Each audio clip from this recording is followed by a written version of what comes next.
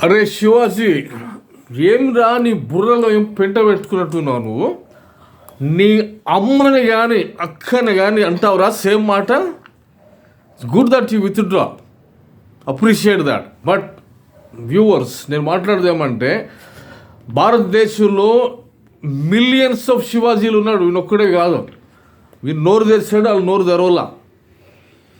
You cannot trust women అంటే వాళ్ళు decisions చేయగలరు అనే వాళ్ళ సామర్థ్యాన్ని నువ్వు గుర్తించలేవన్నట్టు. వాళ్ళు ఇదే ఏమేసుకోవాలో అంటే ఏమనుకుంటావు?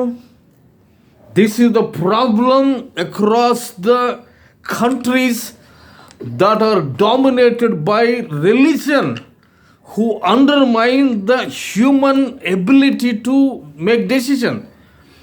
మత ప్రాతిపదికన ఉన్న దేశాలలో ఉన్నటువంటి రోగమే ఇది. Go to any country, women are always oppressed. Go to Pakistan, go to India. Now as India secular, but now ఇట్లాంటి దరిద్రులు లక్షల్లో ఈ మత పిచ్చి వచ్చిన తర్వాత మతం అనేది అట్లా చేస్తుంది మనిషిని. మతం అనే ఒక బైండింగ్లోకి, అండర్స్టాండ్, అంటే అండర్మైనింగ్ దేర్ జడ్జిమెంట్.